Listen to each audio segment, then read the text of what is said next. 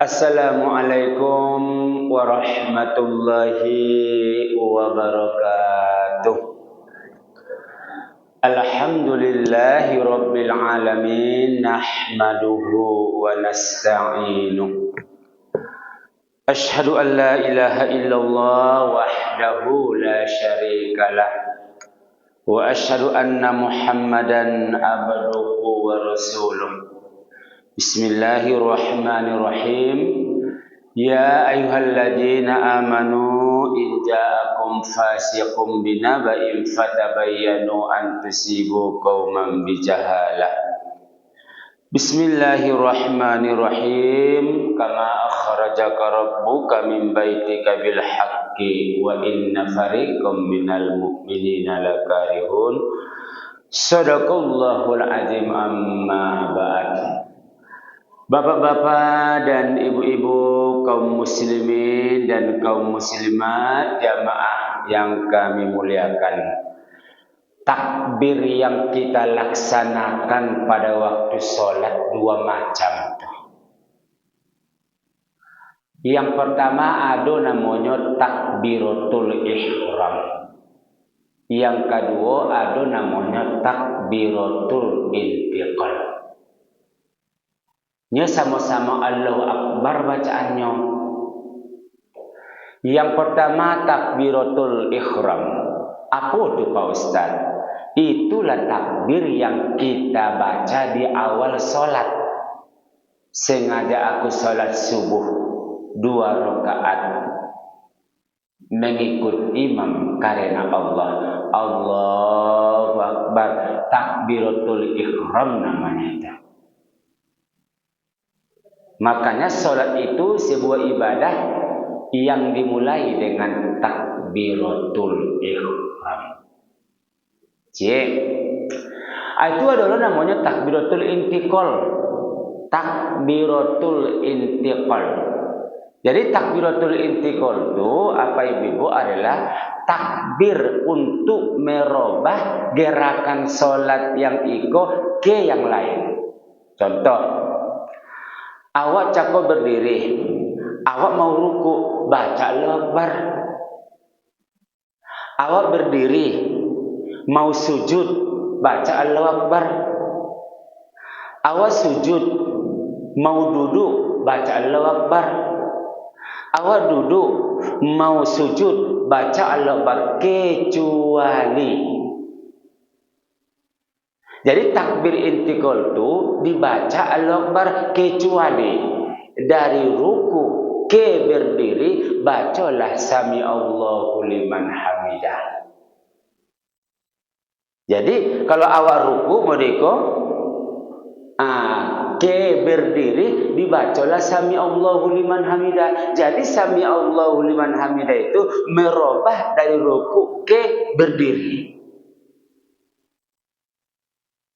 Jadi kalau Allah berdiri awak nan dibaca Rabbana lakal hamdu. Jadi kadang-kadang awak sase. Bako sase Pak Ustaz. Alum selesai dibacanya sami Allahu liman hamidah. Ini yang suanya Rabbana lakal hamdu. Entah. Sami Allahu liman hamidah Rabbana lakal hamdu. Malu kuliah. Ini merubah dari ruku ke taga sami Allahu liman hamidah. Allah taga beko baru baca Rabbana lakal hamdu. Sami Allahu liman hamidah. Allah jatuh tanganku, barulah baca Rabbana lakal hamdu. Sama jo awak berdiri mau sujud beko apa? Baca Allahu Akbar. Tidak boleh loh yang suah.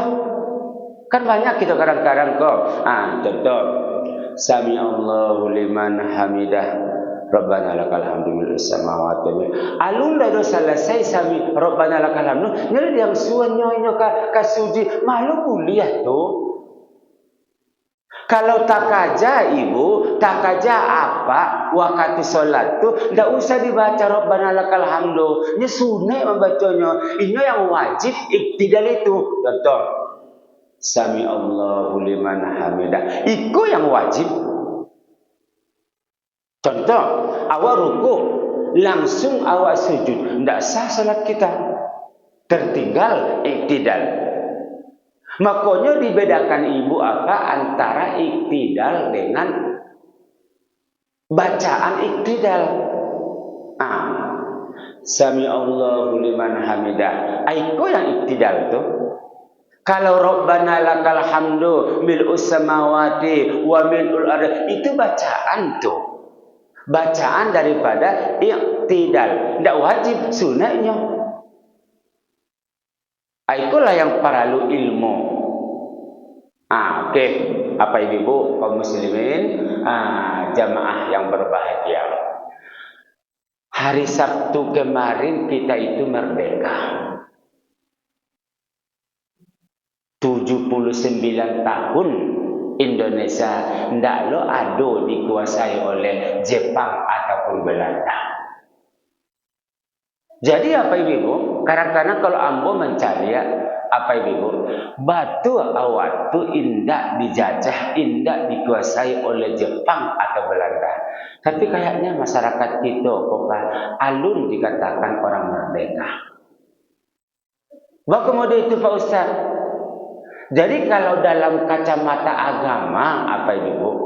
Awak tu belum dikatakan orang yang merdeka kalau awak belum terbebas. Awak indak dikuasai, awak indak dijajah oleh yang 4 macam kok. Kalau awak dikuasai salah satu yang ampe kok, awak belum dikatakan orang merdeka. Jadi betul memang awak tu indak lo dijajah oleh Belanda, indak lo dikuasai oleh Jepang, betul. Tapi dalam kacamata agama, apa ibu? Kalau awak masih dikuasai oleh salah satu yang ampeko, berarti awak belum dikatakan orang yang merdeka. 3 dalam diri awak, cilik di luar. Jadi yang menguasai diri kita, yang mengajak kita berbuat dosa, tidaklah orang lain, awak seorang. Jadi apa ibu? Itu makanya dalam Al-Quran nama manusia itu adalah Abdullah. Aku Abdullah itu Pak Ustaz, budak Allah. Jadi kita bukan budak manusia. Kita itu budaknya Allah. Makanya kalau kita disuruh sholat, wajar itu apa ibu? Kenapa? Karena kita budak Allah. Kita disuruh Allah puasa, wajar tuh bu. Kenapa? Karena kita budaknya Allah. Kita disuruh bacakan, wajar itu Pak. Kenapa? Karena kita budaknya Allah. Jadi kalau ada orang tidak sholat, tidak puasa, tidak bacakan, berarti dia tidak paham siapa dirinya tuh. Jadi kadang-kadang kita kok apa ibu lebih patuh kita ke manusia daripada ke Allah. Jadi kita itu bukan budaknya Allah, budak manusia. Contohnya Pak Ustaz. Kalau kita mau ke pasar, kece orang. Kalau kita bawa motor, bawa SIM, helm, STNK. Saya yang menyuruh tuh orang. Pemerintah patuh manusia itu. Tapi ketika Allah menyuruh sholat, orang berpikir. Jadi manusia kok lebih patuh ke manusia daripada ke Allah. Padahal manusia adalah Abdullah, budaknya Allah. Jadi apa ibu? Di awal-awal Islam dulu apa ibu? Perintah-perintah Allah itu kalau ditinggalkan itu banyak bonusnya ataupun hukumannya adalah memerdekakan budak. Wa man qatala mu'minan khata'an fatahriru raqabah. Kalau kita membunuh orang dengan tersalah, merdekakan budak. Salah satu orang yang berhak menerima zakat adalah salah satunya adalah budak. Apa tujuannya tuh Pak Ustaz? Supaya budak habis. Ternyata alhamdulillah memang iya. Kini dah ada lah ibu namanya budak. Udah hapus semuanya. Kalau Pak pun apa ibu ke Arab atau ke Timur Tengah, ndak ada lah di situ budak. Udah habis semua. Kenapa? Ndak suka Allah tuh budak itu, Pak. Kenapa? Karena manusia milik Allah. Punya Allah. Bukan punya manusia. Jadi perbudakan itu ndak cocok. Kenapa? Karena manusia adalah budaknya Allah. Apa itu Pak Ustadz yang ampe itu yang menguasai kita, yang menjajah diri kita, yang mempengaruhi diri kita. Jadi kata Allah, di dalam diri kita 3, di luar cie. Makanya jumlahnya ampe. Jadi kalau ada salah satu di antara yang ampe, Pak, di antara yang ampe, Bu, menguasai diri kita, berarti kita belum dianggap orang yang merdeka. Itu Pak Ustaz yang ampe itu, yang ada dalam diri kita ada 3. Itu Pak Ustaz, yang pertama nafsu. Ambo yakin Pak Buya, itu orang nan di luar tu, bako ndak salah subuh sampai kini nafsu. Ndak ada orang menyuruh inyo ndak solat dah. Tapi nafsunya. Kalau awak yakin apa-apa yang rajin ke surau, ibu-ibu yang rajin ke masjid, ambo yakin jam ampe lewat cako, awak dah jago tu. Lai ngantuk awak, ngantuk. Tapi nafsu kita lawan. Inna nafsa la amaratum bisu, kata Allah. Hawa nafsu akan menjadikan orang berbuat maksiat ataupun dosa. Jadi apa indak badoso, ibu indak melaksanakan maksiat, dek nafsu dikuasai. Itu Allah yang mengatakan itu. Itu makanya Nabi dulu mengatakan apa ibu, pulang dari perang yang paling besar dalam sejarah Islam.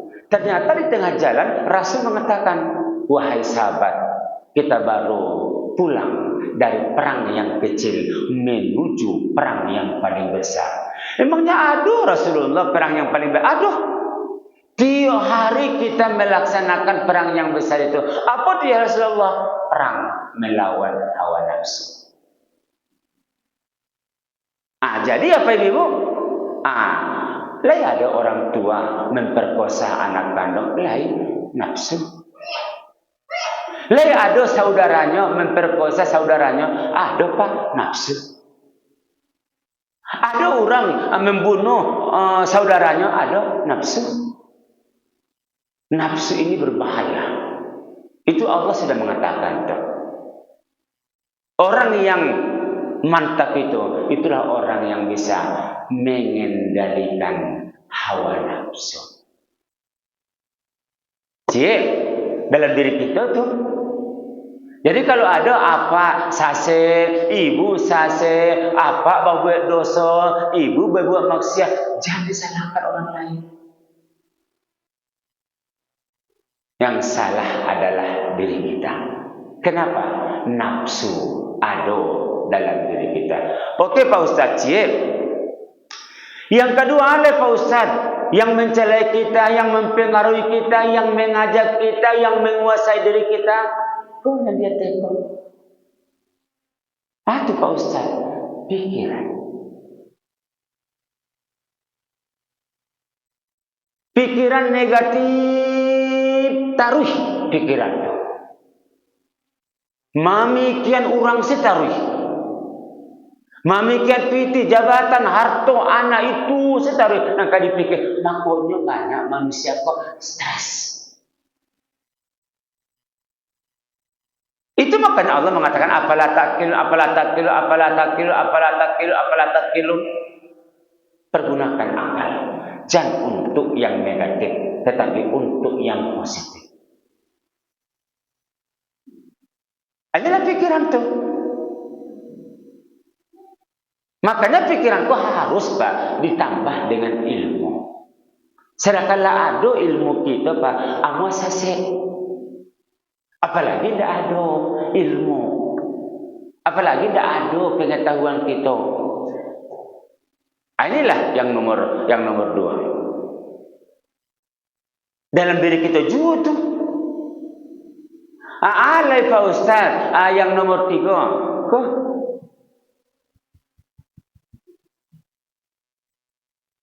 Segumpal darah yang dikatakan Nabi, itulah hati.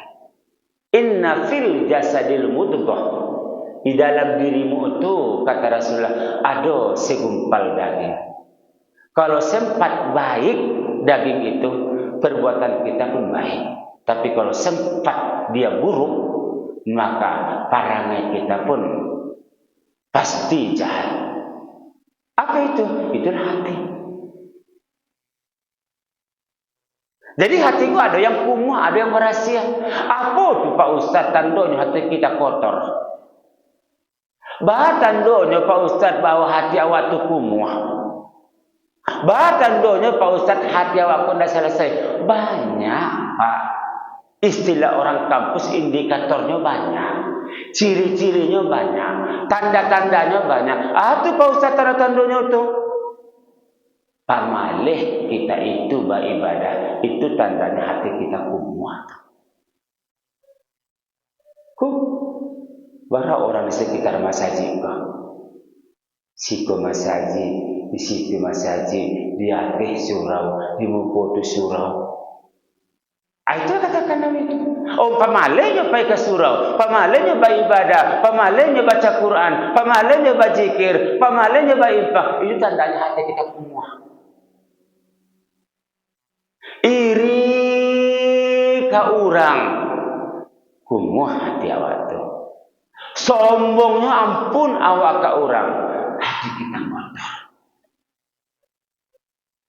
Bahaya tu.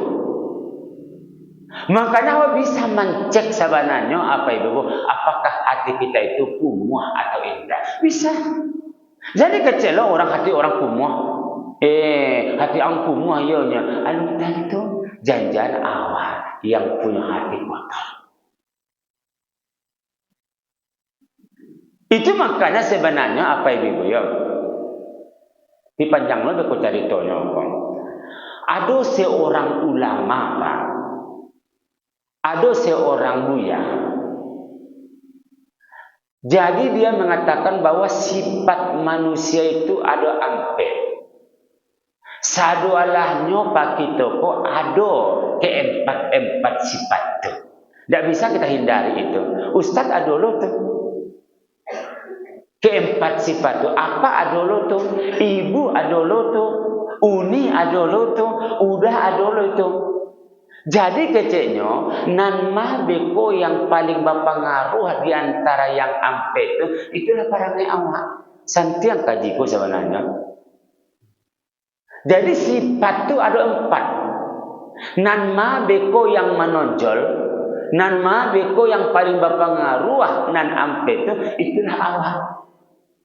Jadi kadang-kadang baku anak awak mada, baku anak awak kurang ajar. Mungkin anak awak tu nomor 2 ko. Sifat yang berpengaruh di nyong. Atau baku bisa lo awak mau itu, baku ada sifat awak. Ya karena mungkin sifat nomor 1 yang berpengaruh dalam diri kita tu. Apa Ustaz yang ampe tu? Yang pertama, kata ulama adalah sifat al-an'am. Atau sifat al-an'am ke Pak Ustaz? Sifat binatang. Jadi menurutnya apa ibu? Kalau sifat binatang dalam diri kita kok berpengaruh, maka perangai kita pasti salah satu nanti gogo. Tidak bisa kita hindari itu. Atau Pak Ustaz nanti gogo.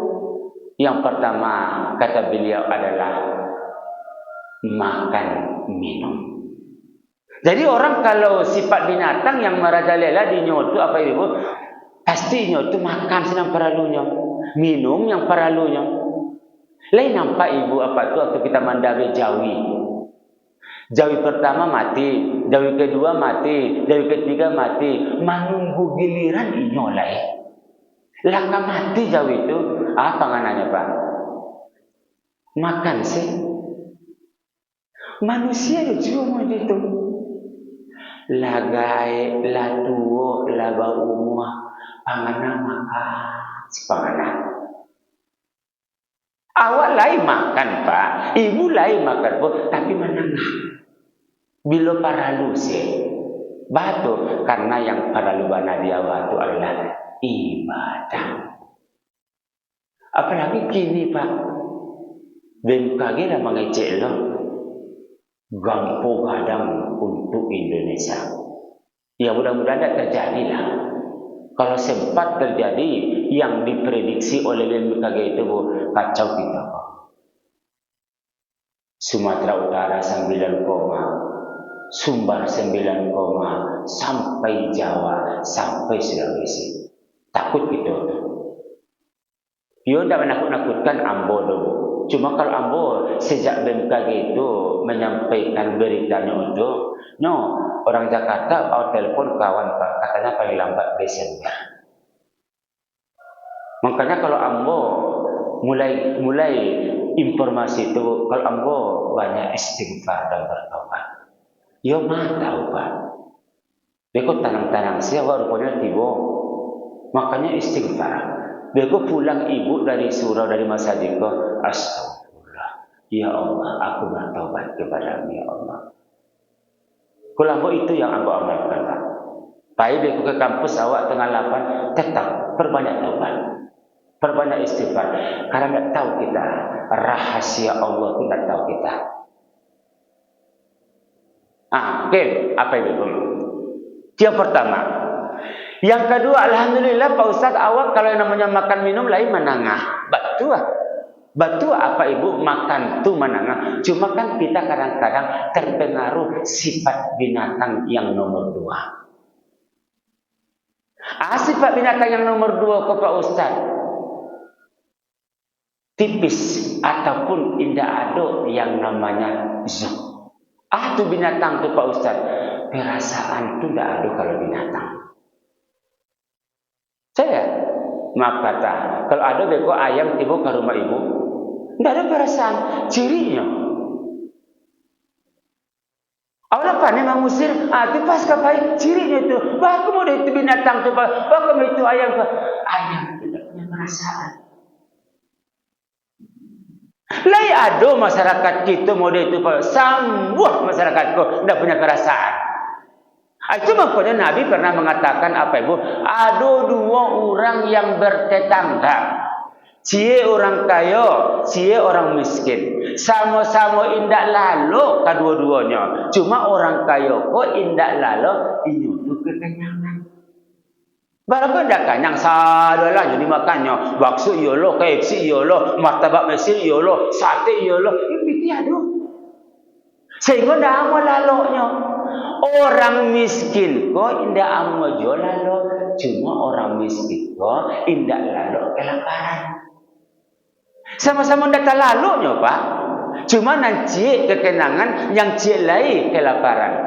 Kata Nabi Bu, sekiranya orang kayoko mati malam itu masuk neraka gitu Pak. Bapak masuk neraka Pak Ustaz. Perasaan itu tidak ada. Tetangga sakit. Lah 3 minggu tetangga tu sakit bana. Tidak lo ibu calian, tidak lo apa calian. Perasaan tidak ada. Tetangga meninggal, lama ibu baik ke pasar. Lama apa baik ke pasar. Sedangkan orang pasar, orang baso, orang Payakumbuh, orang Padang, lagi bawa menjamu. Awak tetangga. Waktu bisa mode itu, ibu. Waktu bisa mode itu apa? Tenang. Perasaan itu tidak ada. 2. Alhamdulillah Pak Ustaz, ambo kalau namanya perasaan tu lain kue. Oke. Yang namanya makan minum lain manangah. Oke. Yang namanya perasaan laikue. Oke. Cuma kita kadang-kadang memakai sifat binatang yang nomor 3 ini. Itu Pak Ustaz, sifat binatang yang nomor 3 itu. Malu itu tidak ada. Celanjang tuh, batalanjang inyo itu beko di halaman. Bagus tuh, lalu malu. Coba kalau ibu apa punya HP kok. Sambuh bisiko batalanjang orang. Sambuh bisiko orang berhubungan tanpa pakaian. Viral lu tuh. Kadang-kadang kita berikutnya. Yuk kurang aja anak awak ya.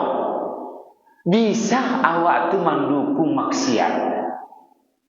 Bisa awak tuh mendukung kejahatan. Itulah sifat binatang tuh malu. Makanya Nabi mengatakan apa itu? Ada 2 istilah yang sabalik 2 balik. Istilahnya kakak beradik itu. Itu Pak Ustaznya kakak beradik itu yang sabalik 2 balik itu antara malu dan iman. Ini kalau orang ibu-ibu kuat imannya, malunya kuat. Tapi kalau imannya lemah, malu pun lemah. Itulah itu. Jadi kalau orang sekarang jadi yang mau caleg gini apa ibu? Kayaknya sifat binatang itu makin merajalela gini kok. Batu Pak Ustaz, orang gini kok makan barang. Perasaan kurang. Malu tipis. Itulah itu. Sifat binatang. Itu makanya Al-Quran mengatakan ulaika kal an'ami bal hum adallu. Kamu itu seperti binatang. Jadi kalau kamu seperti binatang kata Allah, maka kamu lebih parah daripada seekor binatang. Oke. Alhamdulillah Pak Ustadz, nanti itu bisa awak atasi. Yang 3 itu Pak Ustadz. Yang pertama nafsu. Yang kedua pikiran. Yang ketiga hati. Itu awak yang mengatur. Jangan sampai awak itu diperbudak oleh nafsu. Jangan cara berpikir awak itu negatif terus. Jangan sampai hati awak itu kumuh. Kalau sempat salah satu nanti goko merajalela dalam diri awak pasti sasir. 3. Yang terakhir. Yang terakhir itu Pak Ustaz, ikut di luar diri kita. Jadi yang menjajah, yang mempengaruhi diri kita, yang menguasai diri kita kok di luar daripada yang ada dalam diri kita kok yang 3 kok adalah yang paling parah di luar diri kita. Walau syi'na la rafa'nahu biha walakinnahu akhlada ilal ard wattaba'a hawa. Jadi kalau dalam ayat Bapak Ibu yang di luar diri kita kok malah kalau Al-Quran mengatakan dia yang paling awal, dia yang paling berpengaruh, dia yang paling menentukan nomor iko daripada yang ada dalam diri kita. Apa yang dalam diri kita tadi? Apa Ibu? Nafsu. Itu Pak Ustadz yang di luar diri kita kok. Iko yang kita tempati, yang kita injak-injak ini kok, yang ada nampak oleh mata kita. Ada Pak Ustadz. Dunia. Makanya Nabi mengatakan hubbud dunia ru'sud junub. Cinta dunia adalah pangkal daripada yang namanya maksiat ataupun dosa. Itu makanya Nabi mengatakan apa Ibu? Apa kata Nabi Bu? Orang yang mencintai dunia sama dengan seekor anjing yang kelaparan makan bangkai. Ambulannya apa ibu ya? Jadi kata Nabi, orang yang mencintai dunia itu sama dengan seekor anjing yang kelaparan sedang memakan bangkai. Batu Pak Ustaz, lahap, tamak, rakus. Begitulah orang sekarang ini melihat dunia ini. Semua manusia kok dipengaruhi oleh dunia. Jadi apa itu? Alhamdulillah memang Indonesia tidak dijajah, tidak dikuasai oleh Belanda ataupun Jepang. Betul. Tapi sayang, masyarakat kita ternyata tetap ada yang dikuasai oleh 4 macam. 3 dalam diri kita, C berada di luar. Yang dalam diri kita kok, yang pertama adalah hawa nafsu. Yang kedua, pikiran. Yang ketiga, hati. Sedangkan yang di luar hanya satu, itulah dunia. Jadi kalau salah satu yang ampe kau menguasai diri kita, kacaulah agama. Agama seolah-olah tidak berfungsi. Itu makanya ibu satu waktu pawai menonton patang, waktu hari Sabtu di Bukit Tinggi.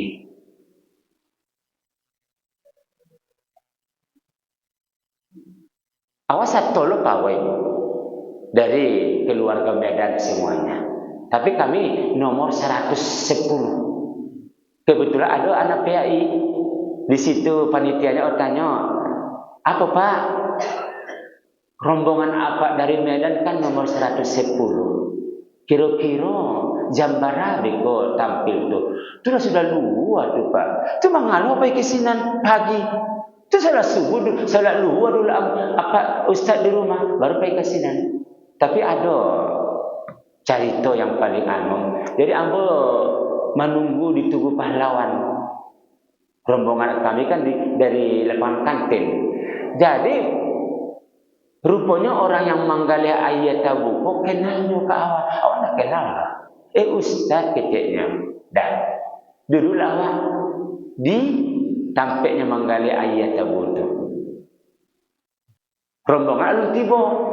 Jadi macam dia gini lah ambo ayat tabu tu. Jadi awak tanya, harilah jam 1 lewat. Awak tanya, dah lah salat dulu dah. Keceknya. Indah dah. Ustaz bertanya, udahlah solat. Mantun salah dah. Kau kan ada cerek udah 2 kok. Kadang-kadang cereknya isi salah cerek dengan ayat tabu tanpa espanua. Nanti lagi isi salah ayat tabu pakai es. Baiklah udah salat, biarlah aku yang menggalih. Rupanya amuan. Laris. Kita tu Ustaz menggalih mana? Itu amu orang membalik. Jadi maksudnya tu bara orang sadualah di situ Pak. Alun tentu kurang salat. Bahaya memang. Itulah dunia. Makanya memang kalau Al-Ghazali mengatakan apa ibu, yang mempengaruhi seseorang untuk berbuat dosa, yang paling tinggi pengaruhnya adalah al-adiyah. Apa adiyah itu Pak Ustaz? Lingkungan. Itulah kenikah yang terjadi kita kenikah. Lingkungan sangat-sangat kotor, sangat-sangat kuat. Itulah kajian kita ya, mudah-mudahan ada manfaatnya. Kita berdoa kepada Allah, semoga Allah melindungi kita, semoga Allah memberikan hidayah kepada kita, Allah memberikan keselamatan kepada kita. Kata BMKG Indonesia mau tiba gempa yang sangat dahsyat, mudah-mudahan tidak terjadi. Mudah-mudahan dihindarkan oleh Allah untuk kita. Amin amin ya rabbal alamin. Fa'tabiru ya ila basar. Wassalamualaikum warahmatullahi wabarakatuh.